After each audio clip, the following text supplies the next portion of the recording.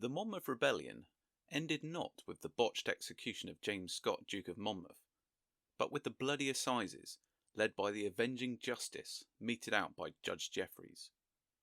To cower the WestCountry into submission, 300 men and women were executed by hanging, by the axe, or being hung, drawn and quartered.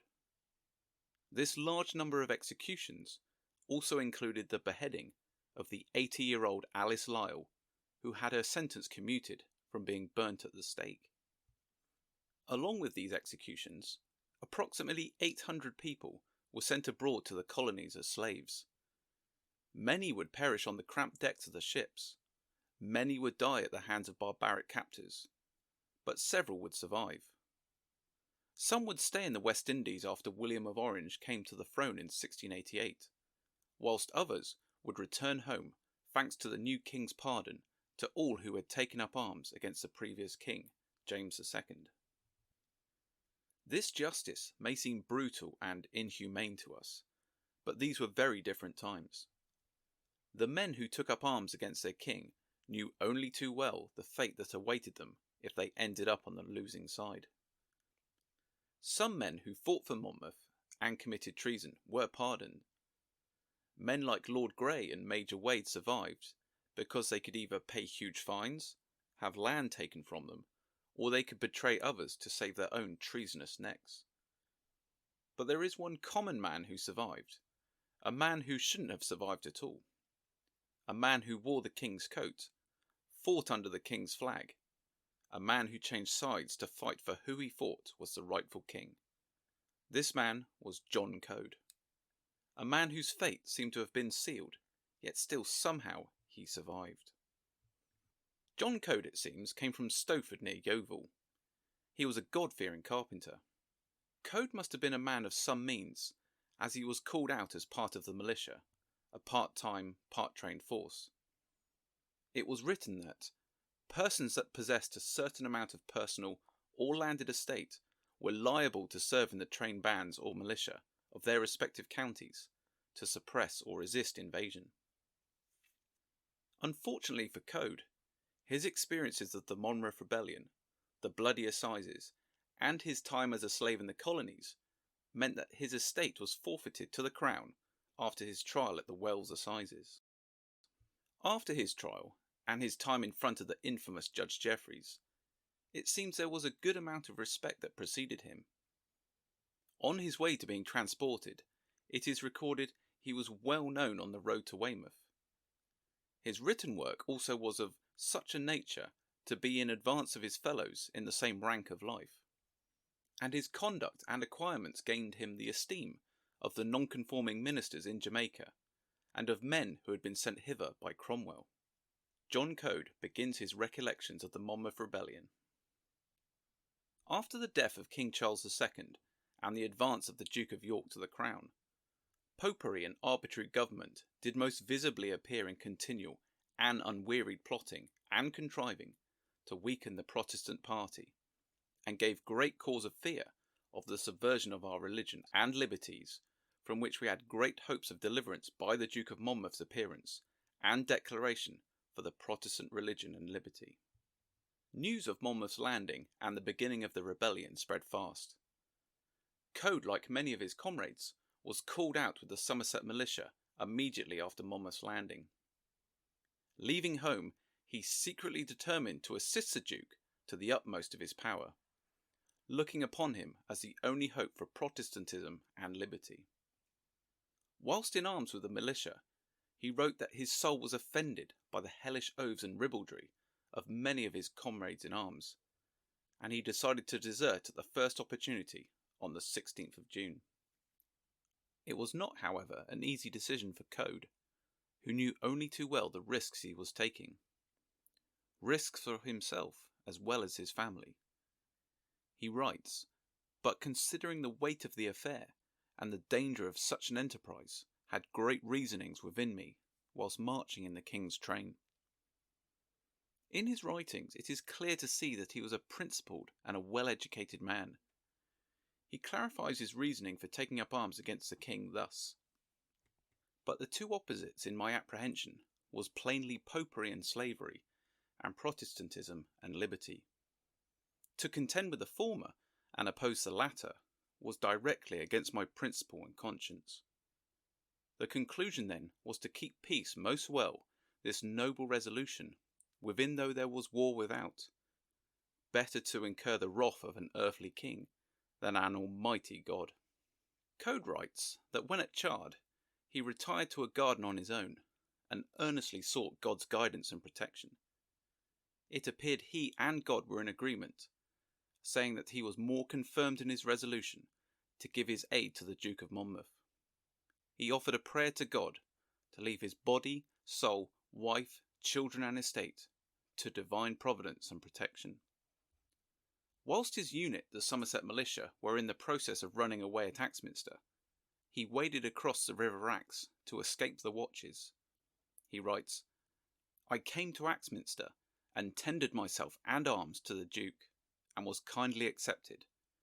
Pleased to hear Major Fox give a charge to the troops against swearing, thieving, and plundering." His comrades did not cover themselves in glory at Axminster.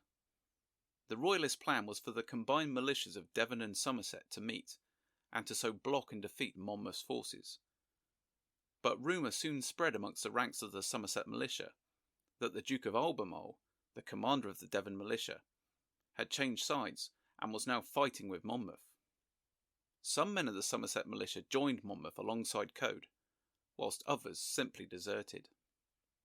Now under arms for the Duke and still wearing his militia redcoat, he marched with his new comrades north until they reached Keynsham near Bristol. The march, according to Coad, seems to be unimpaired by Royalist attacks, as they marched without any considerable hindrance until we came to Keynsham. At this pivotal battle, centring around the bridge, Coad writes, "The enemy came upon us at unawares, and assaulting 3 passages to the town, could not prevail, but retreated with the loss of about 20 men. It is here that we learn what type of soldier Coad was. He writes, "Where I came to push of pike with them, yet through the protection of God had no harm." It is clear here that Coad himself was a pikeman and not a musketeer. Keynsham was not Coad's last battle, for he was in the more serious affair at Philip's Norton on the 27th of June, where he was dreadfully wounded at the barricade, receiving a shot through his left-hand wrist and also under his left breast. He writes, "At which instant falling to the ground, bleeding excessively, he lay under foot during the fight, being cut down but not cut off, cast down but not forsaken, for, the fight being over, he was taken up alive, and almost without sense of seeing or feeling." Some means were used to stop the blood, but, my wounds being judged mortal, and wondering whether I was dead, the surgeons refused to dress my wounds. But the same evening, notwithstanding the great rain which fell, our camp moved eastward. I was cast on a waggon with few clothes about me. The shaking of the waggon made my wounds bleed afresh. Yet my senses being something restored, despairing of life, I desired death, but could not obtain it, went on to Frome. It is a miracle that Coad not only did not die immediately from his wounds, but survived for many years after. He once again puts his survival down to God. "The good and gracious God still showing his power in my weakness, bearing me up, as if were by miracle of mercy, destitute of all outward accommodation, friend, food, or physician." Coad was left uncovered with his wounds undressed for 3 days, until they arrived at Shepton Mallet. One Mr. Hardy, an apothecary from Lyme, cutting off my body clothes, catched and stuck fast to my body. In searching, found the bullet lodged in the loins of my back, cut it out. Coad now writes that Monmouth's rebels not only joined the Duke's army themselves, but family members joined up as well. His wife, he writes, was with him at Long Sutton. So in the end, after a long untended spell, he came with his wife to Long Sutton near Langport, where the village midwife charitably tended him. His condition was dismal and desperate as a violent fever took over him. Coad writes, "The nurse's nightly visits, life was prolonged. The swelling and rage of my wounds something abated, an incredible deal of watery blood working still out of the wound of my back, was still under great affliction.